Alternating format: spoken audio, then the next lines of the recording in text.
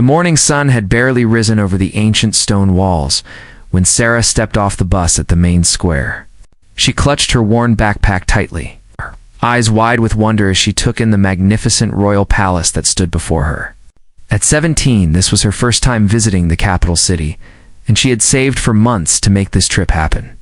The golden gates gleamed in the early light, and despite the early hour, dozens of tourists were already gathering to witness the famous changing of the guard ceremony. Sarah made her way through the crowd, her camera ready to capture every moment. She had read about this place in books, seen it in movies, but nothing could have prepared her for the real thing. The palace guards stood perfectly still in their ceremonial uniforms, their faces expressionless beneath their tall bearskin hats. She found a spot near the front of the barrier, her heart racing with excitement. Among the guards stood Marcus, a 28-year-old serviceman who had been part of the Royal Guard for 6 years. Unlike the younger recruits, Marcus had learned to see beyond the pageantry and tourist cameras. His trained eyes constantly scanned the crowd, looking for anything unusual. It was a job that required absolute discipline, unwavering focus, and strict adherence to protocol. The rules were clear. Guards were not to break formation, not to speak, not to react to anything except direct threats to the royal family or palace security. As the ceremony began, Sarah pressed closer to the barrier, trying to get the perfect photograph. The crowd pushed forward with her, everyone wanting a better view. She didn't notice the man behind her, didn't see the anger in his eyes or smell the alcohol on his breath. Robert Chin had been drinking since the night before, drowning his sorrows after losing his job and receiving divorce papers in the same week. He had wandered to the palace grounds in a haze, his judgment clouded by rage and alcohol, when Sarah accidentally stepped on his foot while adjusting her position. Something inside Robert snapped. All his frustration, all his pain, found a target in this young girl who seemed so happy, so carefree. He grabbed her shoulder and spun her around violently. Before she could even process what was happening, his hand connected with her face in a sharp, brutal slap that echoed across the courtyard. The sound cut through the ceremonial music like a gunshot. Sarah stumbled backward, her camera clattering to the ground, her hand flying to her burning cheek. Tears sprang to her eyes, not just from the pain, but from the shock and humiliation. The crowd around them gasped and pulled back, creating a circle of space around the girl and the angry man. Robert raised his hand again, his face twisted with irrational fury. Sarah cowered, trying to protect herself, but she was frozen with fear. The other tourists stood paralyzed, uncertain whether to intervene or simply record the incident on their phones. Time seemed to slow down as Robert's hand descended toward the terrified girl. Marcus saw it all unfold in his peripheral vision. His training screamed at him to maintain position, to let the civilians' security handle it, to not break the sacred protocol that had been drilled into him for 6 years. Breaking formation during a ceremony was grounds for immediate disciplinary action, possibly even dismissal from the guard. The regulations were absolute. Guards were living statues, symbols of unwavering duty and discipline. But as he watched that hand rise again, as he saw the terror in the young girl's eyes, something deeper than training took over. This wasn't about rules or regulations or ceremonies. This was about a child in danger, about basic human decency, about the very values that the uniform was supposed to represent. In that split second, Marcus made a choice that would change everything. He broke formation. The sound of his boots hitting the pavement as he ran forward caused heads to turn throughout the courtyard. Fellow guards' eyes widened in shock behind their stoic expressions. Senior officers began moving immediately, already mentally preparing the paperwork for what would surely be a court-martial offense. Tourists gasped and pointed, their cameras now capturing something they had never expected to see. Marcus covered the distance in seconds, his tall frame and ceremonial uniform making him an imposing figure. He positioned himself between Sarah and Robert, just as the man's hand was about to strike again. The guard caught Robert's wrist mid-swing, his grip firm but controlled. "Stop," Marcus said, his voice calm but carrying absolute authority. It was the first word he had spoken during duty hours in months. Robert blinked, suddenly confronted by 6 feet of trained soldiers standing between him and his target. The alcohol fog in his brain began to clear slightly as he realized the magnitude of what he had done. All around them, security personnel were now rushing forward, alerted by Marcus's unexpected action. Marcus kept his body as a shield between the man and the girl. His eyes locked on Robert's face. Behind him, he could hear Sarah's quiet sobs, could sense her trembling. He didn't turn to look at her, didn't shift his focus from the potential threat. But his presence was a solid wall of protection. "Step back, sir," Marcus instructed, his tone leaving no room for argument. "Security is on their way. Do not make this worse." The crowd had grown silent, the ceremony completely forgotten. Phones were recording from every angle, capturing the moment when a Royal Guard had done the unthinkable. Fellow servicemen had reached their position now, quickly taking control of Robert and guiding him away from the scene. Another guard gently helped Sarah to her feet, retrieving her broken camera from the ground. Marcus finally turned to look at the girl. Her cheek was already beginning to swell, tears streaming down her face. She looked so young, so vulnerable, so far from home. Their eyes met for just a moment, and in that brief connection, Sarah saw something that would stay with her forever. She saw someone who had chosen kindness over protocol, humanity over rules, protection over self-preservation. The security team escorted Robert Chen away in handcuffs while medics attended to Sarah. Marcus stood nearby, his ceremonial uniform now feeling heavier than ever before.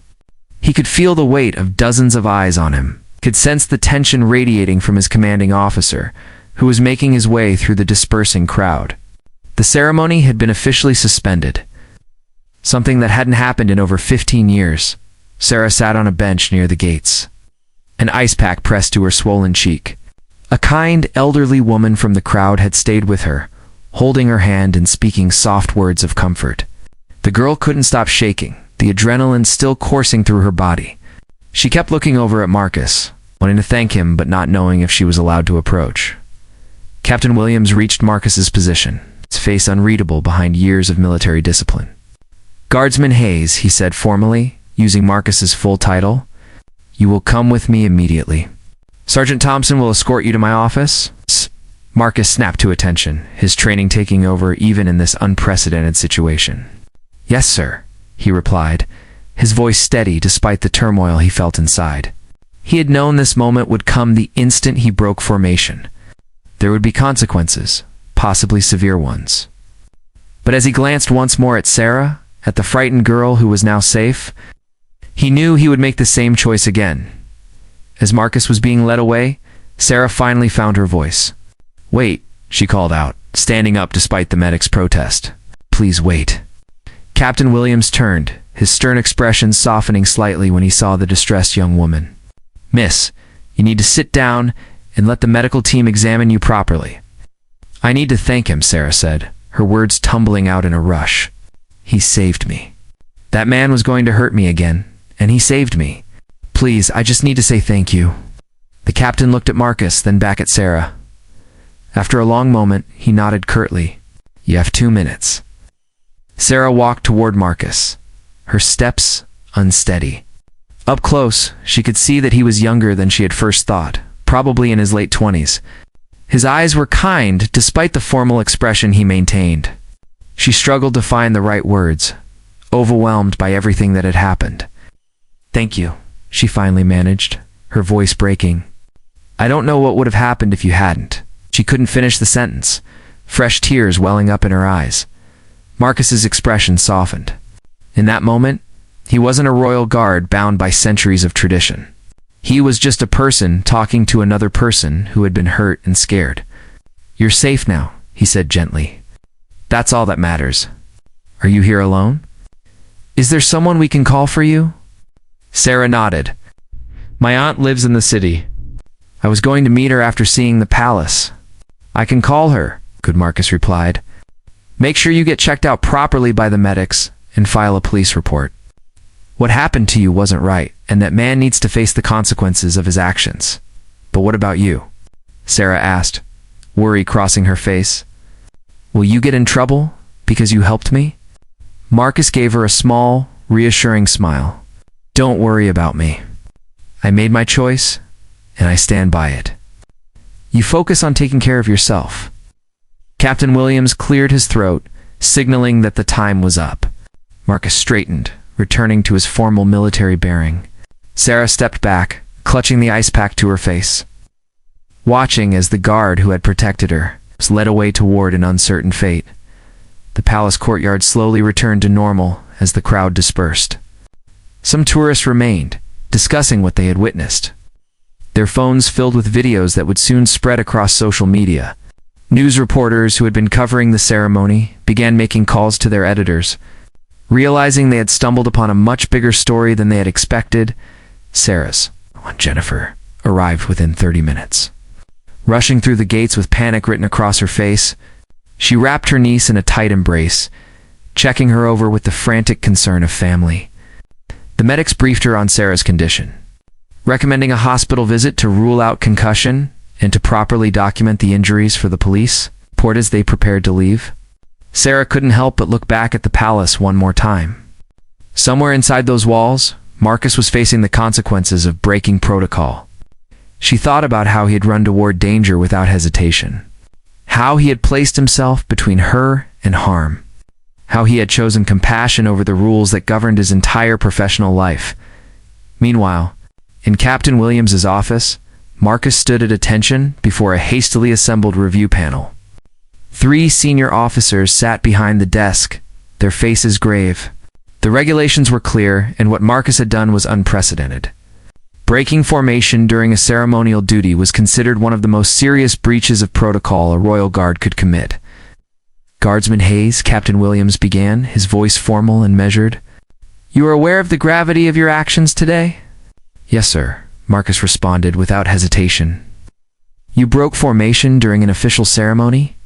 You abandoned your post without authorization. You violated protocols that have stood for centuries." The captain paused, letting the weight of each statement settle in the room. "What do you have to say for yourself?" Marcus met the captain's gaze directly. "Sir, I saw a young girl being attacked. She was in immediate danger, and I was the closest person who could help her. I understood that breaking formation would have consequences, but I could not stand by and watch someone get hurt when I had the ability to stop it." One of the other officers, Colonel Patterson, leaned forward. "The palace has security personnel specifically assigned to handle civilian disturbances. You overstepped your duties." "With respect, sir," Marcus replied. "By the time security reached her position, she could have been seriously injured. I made a judgment call in the moment to prevent further harm to an innocent person." The room fell silent as the officers exchanged glances. This was not a straightforward case of discipline. While Marcus had clearly violated protocol, his intentions were beyond reproach, and his actions had prevented a young tourist from being seriously hurt. The videos already circulating online showed a guard choosing humanity over rigid adherence to rules. Public sentiment was overwhelmingly in his favor. News of the incident spread like wildfire across social media. By evening, videos of Marcus breaking formation to protect Sarah had been viewed millions of times. People from around the world commented on the footage, praising the guard's bravery and quick thinking. The hashtag #ProtocolInhumanity began trending, with users debating whether strict adherence to rules should ever override basic human compassion. Sarah sat in her aunt's living room, an ice pack still pressed to her bruised cheek, watching the news coverage on television. She felt strange seeing herself on screen, seeing that terrifying moment replayed over and over from different angles. But what captured her attention most was the discussion about Marcus. News anchors and commentators were divided. Some praised his heroism, while others questioned whether personal judgment should trump institutional protocols. Her phone had been ringing constantly. Friends from back home had seen the videos and were calling to check on her. Reporters had somehow gotten her number and were requesting interviews. Sarah ignored most of the calls, still processing the trauma of the attack and the surreal experience of being at the center of an international news. Jennifer sat beside her niece, scrolling through social media on her tablet. "Look at this," she said softly, showing Sarah a post. "There's a petition asking the palace to recognize that guard as a hero instead of punishing him. It already has over 200,000 signatures." Sarah felt tears prick her eyes again. She hadn't realized how many people cared, how many strangers had been moved by what happened. But she also felt guilty knowing that Marcus was likely facing serious consequences because of her. If she hadn't been there, if she hadn't stepped on that man's foot, none of this would have happened. "This isn't your fault," Jennifer said, reading her niece's expression. "That drunk man made his choices, and that guard made his. You were just in the wrong place at the wrong time." Back at the palace, Marcus had been placed on administrative leave, pending the outcome of the disciplinary review. He had been sent home to his small apartment on the outskirts of the city, stripped of his uniform and ceremonial duties, until a final decision was made about his future with the guard. He sat alone in his living room, silence deafening after years of the structured, military environment. His phone buzzed with messages from fellow guardsmen, most expressing support, but a few suggesting he had made a grave mistake. Some of his superiors had reached out privately, assuring him that they understood his reasoning even if they couldn't say so officially. But the uncertainty weighed heavily on him. Being a Royal Guard wasn't just a job. It was an identity, a purpose, a tradition he had devoted his adult life to upholding. Marcus thought about his father, who had also served in the military, and his grandfather before him. Service and duty ran in his family like blood in their veins. He wondered what they would think of what he had done. His father had always taught him that discipline and protocol existed for good reasons. That personal judgment could be dangerous when it overrode established procedures. Yet his grandfather had told him stories of times when following orders blindly had led to terrible outcomes, when someone needed to have the courage to do what was right rather than what was expected. The next morning brought a knock on Marcus's door. He opened it to find Captain Williams standing on his doorstep, out of uniform and looking tired. The older man had never visited Marcus's home before, and his presence filled Marcus with both hope and dread. "May I come in?" Williams asked. Marcus stepped aside, gesturing to his modest living room. The captain sat down heavily on the worn couch, accepting the cup of tea Marcus offered him. For a long moment, neither man spoke. The captain seemed to be gathering his thoughts, choosing his words carefully. "The review board met again this morning," Williams finally said. "The situation has become complicated. On one hand, you violated clear protocols during an official ceremony. On the other hand, you prevented a young woman from being seriously harmed. The videos show that the security team was at least 10 seconds away when you intervened. In those 10 seconds, who knows what could have happened?"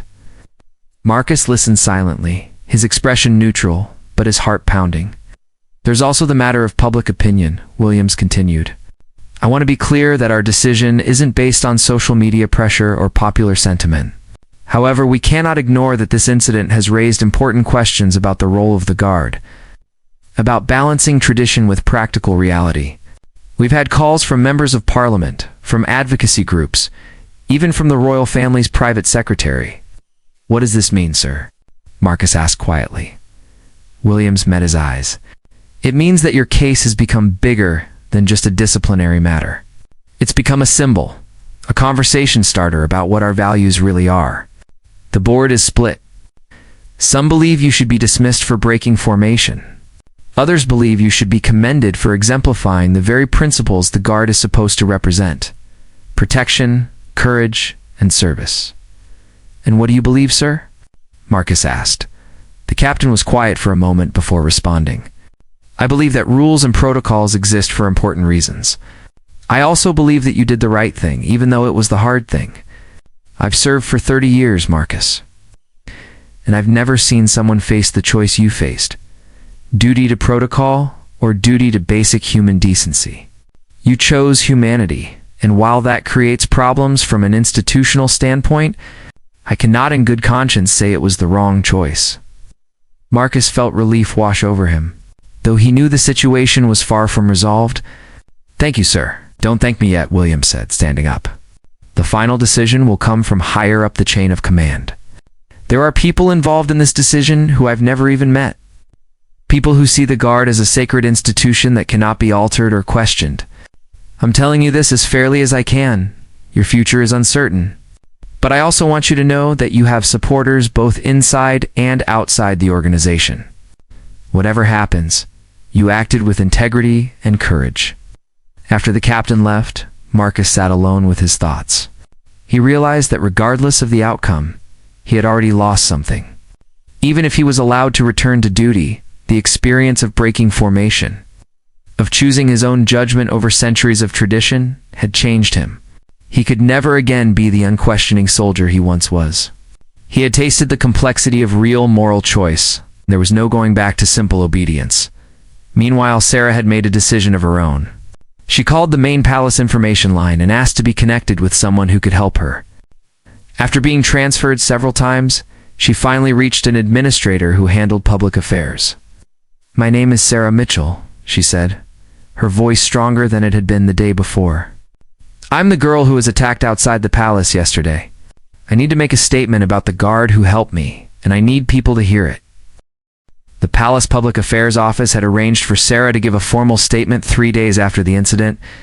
The decision had been controversial within the royal household, as they rarely gave platforms to civilians to comment on guard conduct.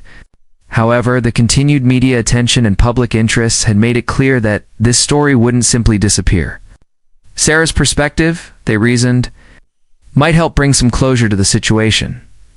Sarah arrived at the palace administrative building with her Aunt Jennifer by her side.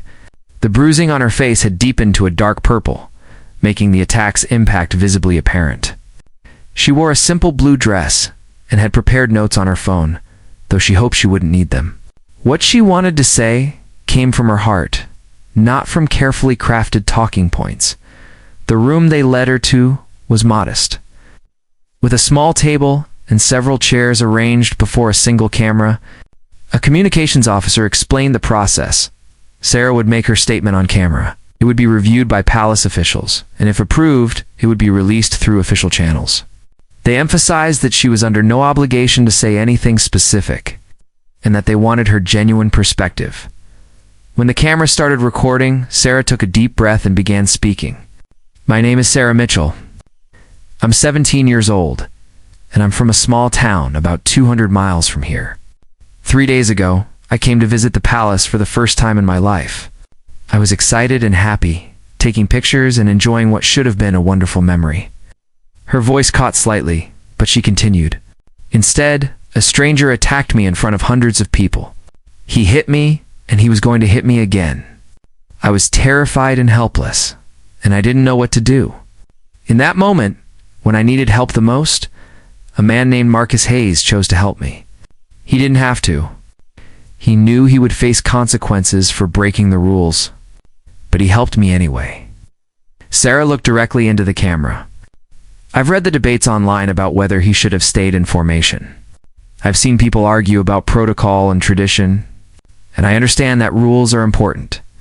But I also know that I'm standing here today giving this statement because one person decided that protecting another human being was more important than following a rule. That's not breaking protocol. That's what being a good person looks like." She paused, gathering her thoughts. "I learned something that day. I learned that real courage isn't about being tough or strong. It's about doing the right thing even when it costs you something." Marcus Hayes could have stayed in his position. He could have let someone else handle it. But he didn't. He ran toward danger to protect a stranger, and that makes him exactly the kind of person who should be wearing that uniform. Sarah's voice grew stronger as she concluded. "I'm asking whoever makes these decisions to see what I saw that day. Someone who represents the best of what service means.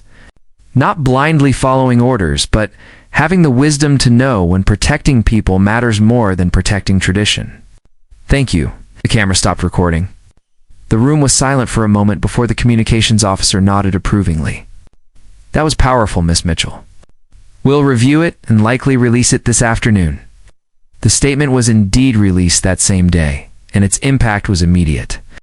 Major news outlets picked it up, broadcasting Sarah's words during prime time. The public response was overwhelming. The petition calling for Marcus's recognition rather than punishment grew to over 1 million signatures. Demonstrations of support appeared outside the palace gates, with people holding signs that read "Humanity over protocol" and "Thank you, Marcus Hayes." Inside the palace, the pressure was mounting. The review board had been scheduled to make their final decision that week. But the unprecedented public attention complicated matters. The Royal Guard had always operated with a certain independence from public opinion, making decisions based on military regulations rather than popular sentiment. However, this situation had transcended typical disciplinary proceedings. Marcus watched the coverage from his apartment, seeing Sarah's statement for the first time. Hearing her words, seeing her battered face, and understanding the impact of what had happened brought tears to his eyes. He had acted on instinct in that moment, driven by basic human compassion rather than calculated heroism. Knowing that his choice had meant so much to her, validated every doubt he had wrestled with over the past few days. His phone rang. It was Captain Williams. "Marcus, I need you to come to the palace tomorrow morning at 8 o'clock sharp. Wear your dress uniform. The final review is happening, and they want you present." Marcus's heart raced. This was it, the moment that would determine his future. "Yes, sir. I'll be there." That night, Marcus barely slept. He lay awake, thinking about everything that had led to this point.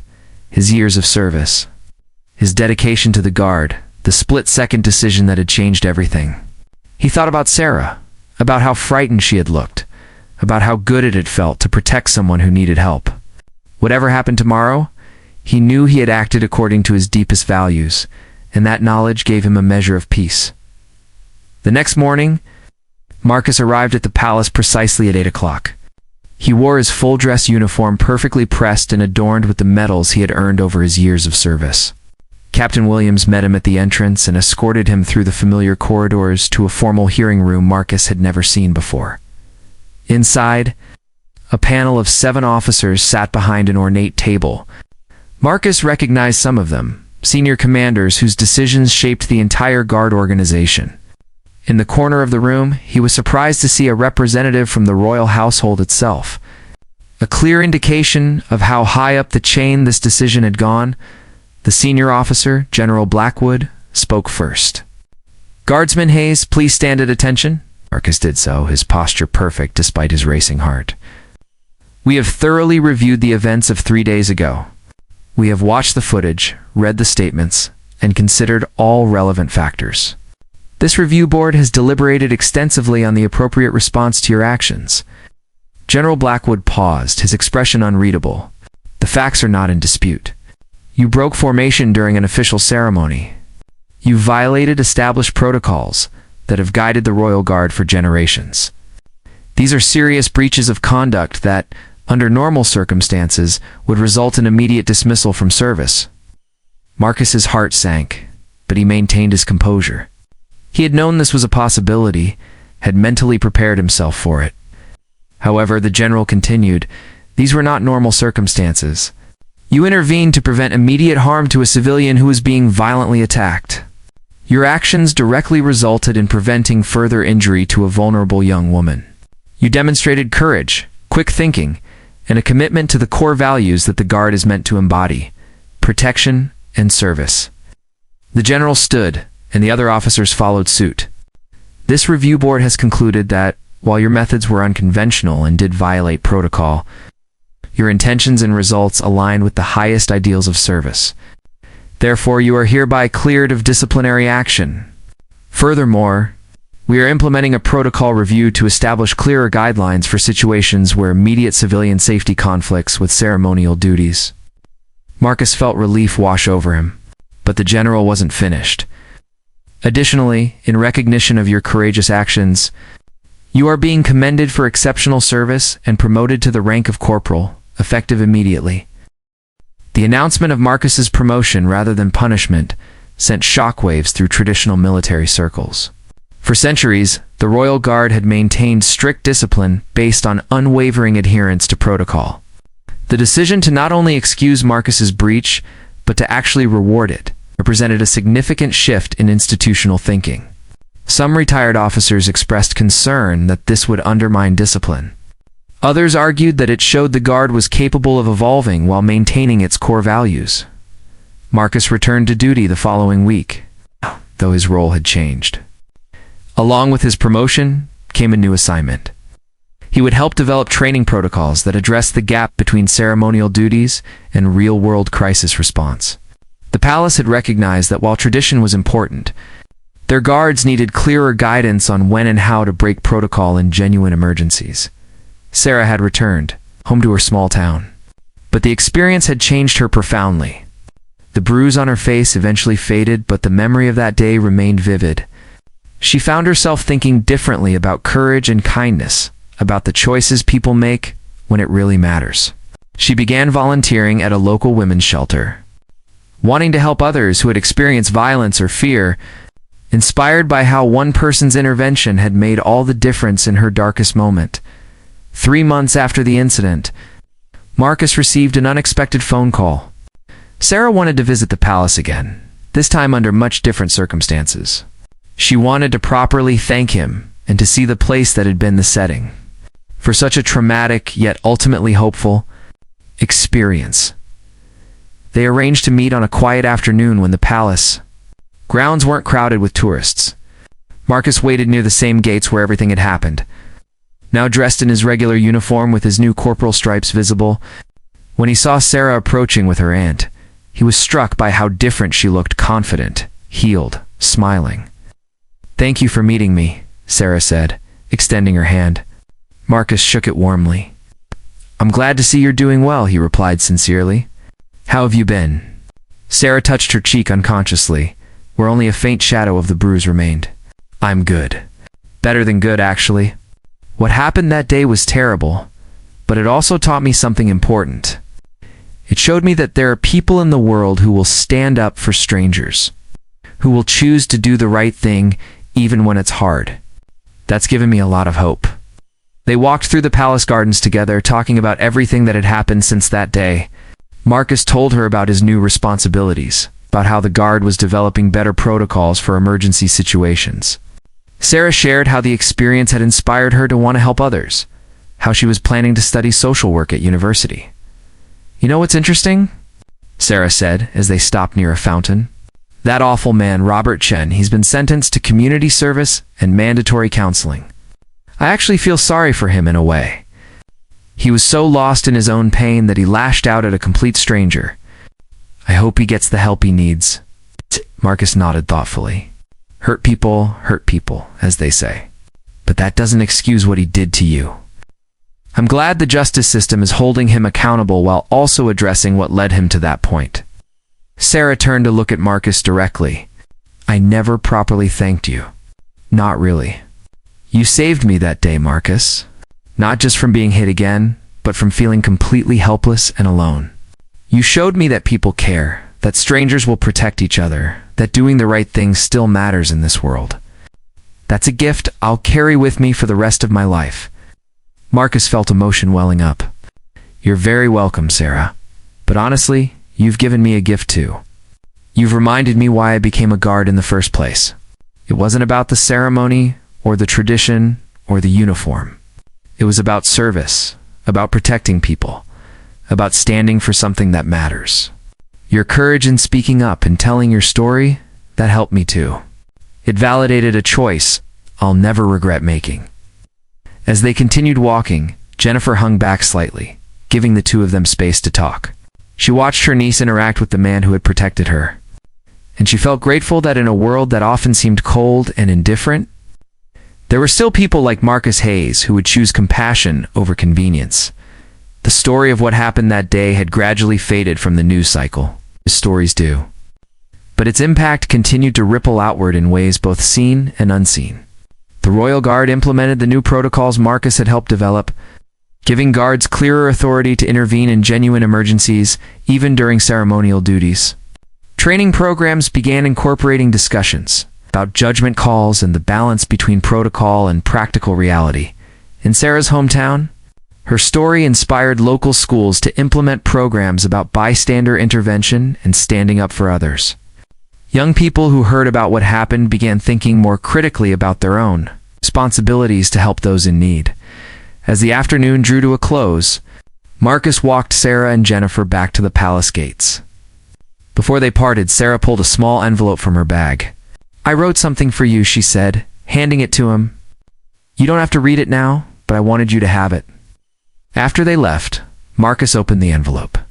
Inside was a handwritten letter that began, "Dear Marcus, Thank you for showing me that heroism isn't about being fearless. It's about being afraid and helping anyway." Marcus folded the letter carefully and placed it in his uniform pocket, close to his heart. As he returned to his duties, he thought about the unexpected ways that lives intersect. How a single moment can create connections that last a lifetime. How choosing humanity over protocol had led to something far more valuable than any military honor.